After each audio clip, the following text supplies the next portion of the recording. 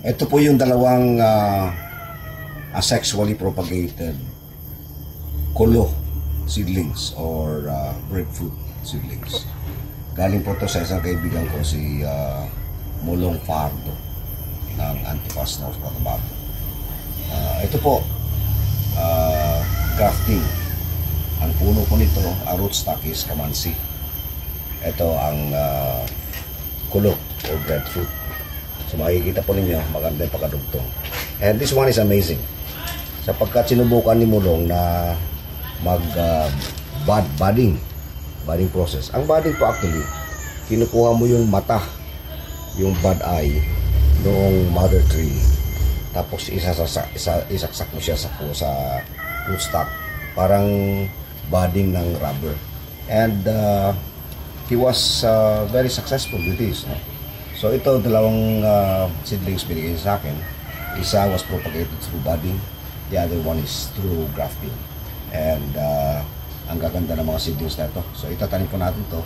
And hopefully ay maparami natin to. And we will be able to produce a lot of sexually propagated breadfruit. Our advocacy to promote the planting of the breadfruit or kulo, also known as rimas, is gaining ground. Marami nang nagbo-volunteer ng information na meron silang mga tanim na kulo. And kahapon, on the way home to Kidapawan City from General Santos City, dinaanan ko yung isang puno na naandyan sa Barangay Saging, Makilala. Actually, it was broadcaster Noy Coliana who gave me the information about this old kulo tree growing just beside the National Highway. And ang may-ari ay si Mr. Palo. And kahapon, humingi ako ng 3 bunga. Hindi pa mature. But I just wanted to show you kung ano itong laman ng breadfruit. Ayan yung laman ng breadfruit. Parang pamilya ito actually ng langka, kamansi at saka tipulo. Pero ito, walang buto. And kapag mature na ito, sinasaing ang laman nito. So, konting history. Ang kulo pala, o rimas, ay talagang endemic sa Pilipinas. It was in 1776 when a foreign explorer got some planting materials. I don't know what planting materials they got, no? Kasi wala namang buto to. And then they were able to spread this to South America. So ngayon meron ng breadfruit sa South America, and those actually came from the Philippines. Ang kagandahan nitong kulo, ito na yung matatawag kong meeting ground noong mga purist sa reforestation program versus the practical proponents of the reforestation program. Meron kasing mga purists sa atin na nagsasabi na huwag nyo i-promote yung mga mahogany, gemelina, and reforestation. And sabi nila, promote yung mga endemic na species. Ang sagot naman ng mga practical, kailangan kumita yung nagtatanim ng kahoy. So we have to come up with a tree species that will not only contribute to the regreening of the denuded mountains of the Philippines, but also earn something for the people who would get involved in the regreening program. And ang nakita ko, ito, ang pinaka neutral ground natin, meeting point ng mga purist, no? At saka yung mga practical proponents ng regreening program. Kulo actually has a very huge market. In fact, tinignan ko ngayon, research ko ngayon, Nigeria is already producing kulo, and ang per kilo is about 50 cents. 50 cents is about what, 30 pesos o 28 pesos per kilo. Yeah, can you imagine if we plant a lot of this in the mountains of the Philippines? We will not only be regreening our mountains, but we will also be creating an income generating farming activity for our farmers. Not only that, we will be addressing hunger and poverty in the countryside. Yung araw po na ito ay i-demonstrate ni Junjun Salinas, yung aking propagator dito sa farm, ang pagpropagate ng breadfruit using of course the rootstocks of the wild tipulo. Marami po kasing tipulo dito sa farm ko, and same family po sila ng breadfruit. So kahapon si Junjun gathered the scion of the breadfruit doon sa farm ni Bembol Malaluan, and ngayong araw he is continuing with his grafting. So yung dulo po na yan po yung rootstock na galing sa kulo o breadfruit, and it is being grafted to a rootstock ng wild na tipulo. So kahapon marami nang nag-graft si Junjun, and this time around tinutuloy niya. So babalutin niya. He actually cut the wild tipulo, and then isiningit yung sayon ng breadfruit, and pagkatapos ay i-cover niya yan ng plastic para hindi mabasa. But kahapon meron na siyang mga nag-graft itong isa. Actually parang in-arching itong ginawa mo, Jun. Side grafting, sir. Side grafting, okay. Side grafting po yan. Ibig sabihin, hindi niya in-split yung rootstock. Isiningit niya lang sa gilid. Ayun pang isa. No? That's grafting. And yun pa yung iba. No? Ang blessing po namin dito sa farm ay marami po akong mga wild na tipulo. At kapamilya po ito ng kamansi at saka kulo. Actually itong tipulo ay famous for the source of latex, yung sticky latex na ginagamit namin sa pag-trap nung mga wild na ibon nung araw. So eto si Junjun dito sa aming mini forest sa farm ko sa Kidapawan City, where we have a lot of wild tipulo.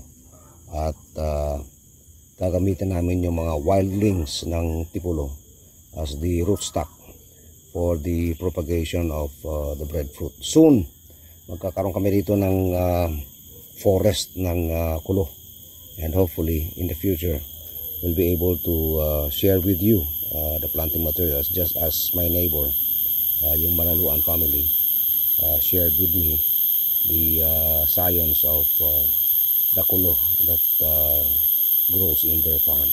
Yung umaga pong ito ay sasagutin ko po yung ibang mga katanungan, mangilang-ilang, about breadfruit. Number one, ano daw ba ang breadfruit? Well, ang breadfruit actually, kapamilya ito ng kamansi, langka, at saka tipulo. They all belong to Artocarpus family.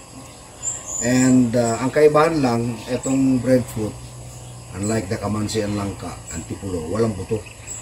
So the only way to propagate kulo or breadfruit is through a sexual propagation. Ibig sabihin, grafting and all those things. Anyway, ang breadfruit po actually ay source ng pagkain. In fact, right now in the world market, ang demand nito is about $2 billion every year. And you know what? Ang number one exporter ay Canada. I don't understand why. Sapagkat temperate country ang Canada, while ito ay tanim na endemic sa tropical countries, especially the Philippines. So may nagtatanong sa akin, may market daw ba ang breadfruit? As of the moment, wala. Because how can you create a market for a commodity that you don't produce? So ibig sabihin, parang tanong yan ng which comes first, the egg or the hen? So which comes first, the market or the product? Of course, the product must come first before you create a market. Kasi hindi ka pwede mag-create a market pag wala kang produkto. So, ang kulo actually o breadfruit ay napakagandang tanim sapagkat endemic ito sa Pilipinas. Natural na tumutubo pero pinabayaan natin. And ang potential nito in solving world hunger is great. Aside from that, we will be implementing yung ating regreening program while ensuring food security for our people at the same time. Ngayong umaga pong ito, I would like to share with you an amazing discovery or innovation made by a farmer leader from Antipas, North Cotabato. Ang kanyang pangalan, Romulo Fajardo. Dati po itong worker ng UN agencies. No? But right now, he's into farming and he's into tree farming actually. Ang innovation na ginawa niya ay ang pag-propagate ng breadfruit through budding. Kasi ang breadfruit actually, dahil wala nga siyang buto, yung kanyang bunga walang buto, seedless, ay pinopropagate through grafting like this. Ito, grafting yan. Pero si Mulong, or another way is cutting the roots and germinating it. I mean, hindi germinating word propagating it. No? So, nilalagay sa anaa o root growth enhancer and then pinapatubo. And then yun nagtatanim. Pero si Mulong, siguro dahil sa experience sa rubber farming. Rubber kasi we do accessory propagation through budding. So he experimented, nagbud siya ng kulo and ito successful. Anong ibig sabihin ng budding? No, unlike grafting na kailangan putulin mo itong isang buong ito para isaksak mo dyan. Ang budding actually, ang kailangan mo lang na makita is yung mata. Yung bud eye na tinatawag nila. So tatanggalin mo yan and then i-open mo to, isasaksak mo siya and then balutin ng plastic. And after a while, kapag green ang mata, yung bud eye, itutubo siya. So napaka-exciting development ito sapagkat instead of using one scion of kulo or breadfruit para sa isang puno na patutubuin mo, eto, ilang baday yan? Siguro mga 20 baday. So you can just imagine, yung isang ganong kahaba na sanga ng kulo ay makukunan mo ng materials for a sexual propagation ng mga 20. So it's a great discovery and I would like to congratulate Mulong Fajardo for doing this. No? Ang anak pala ni Mulong is a veterinarian working with the Department of Agriculture. Pero ito, dapat suportahan ito ng ating gobyerno, ng ating Bureau of Plant Industry, even DNR, no?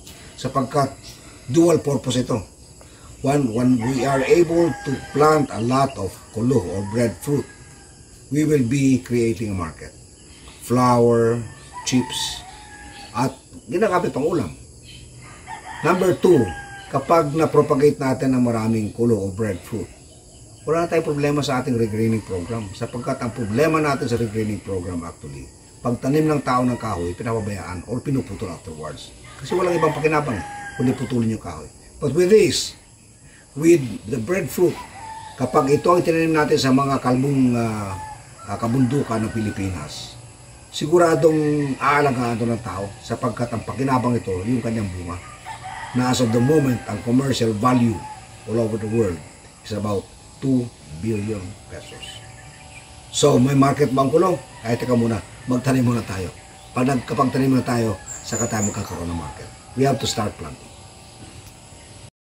We are now starting the propagation of the breadfruit using its roots. Itong mga ugat na to ay yung lumulutang na ugat. At ito yung proven na technique to propagate ang breadfruit. Kasi ang breadfruit kasi walang buto. So hindi ka pwedeng magtanim ng buto. And the only way to propagate it is by cutting the roots and propagating it. In this case, ito si Junjun, ang ating propagator dito sa farm. Nakakuha siya nung mga ugat nung breadfruit kahapon doon kay sa breadfruit ni Bembol Manaluan. At ito ay nilagyan niya ng anaa o yung root growth enhancer. And papatubuin dito. Pagkatapos tumubo niyan ay i-replant namin. Patingnan dyan ng isang yung may ugat. Okay. Yan. Yan po yung may ugat yan. No? So mga ilang araw bago tutubo yan? 21 days, magkakambyo na siya. Tapos mag-open tayo sa vacuum is 21 days. So ilalagay mo sa vacuum yan? I-vacuum natin to. Okay. So alright. So tinutusok mo na sa lupa and then pagkatapos ay gagawin na parang ganyan, naka-vacuum. So 21 days according to Junjun, tutubo na itong mga ugat na ito and then ita-transfer na. Transfer sa polybag na. Transfer sa polybag for propagation. So this is one method of propagating the breadfruit or kolo using the roots, yung floating roots sinasabi nila. Sige, so antayin natin at makita natin kung paano i-vacuum ni Junjun yung mga buto na itinusok niya sa malalaking polybags where they are expected to grow roots and mapropagate ang ating mga kulo. So yun po yung ibang mga experiments ni Junjun. Meron na dyan nakalagay na sa loob ng vacuum bags and pagkatapos nyan ay 21 days daw mag-aantay bago natin malaman kung tumutubo. But according to him, itong propagation technique na to ay proven and tested na. Okay, so ayan itataas niya na yung vacuum bag.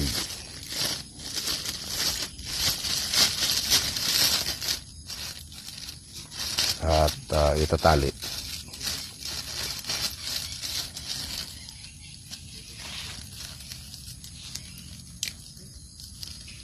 So hindi yan didiligan dyan, no? Hindi. Kailangan 21 days. Makikita na natin kung tumutubo na at saka natin i-transfer sa individual polybags yung mga propagated roots. Hindi diligan kasi basa yung ating cockpit. So cockpit ang gamit natin. Okay. Alright. So this is one method of propagating breadfruit using the roots and using this technology ng vacuum bagging. So 21 days from now, makikita natin kung successful itong technique na ito sa pagpropagate ng breadfruit.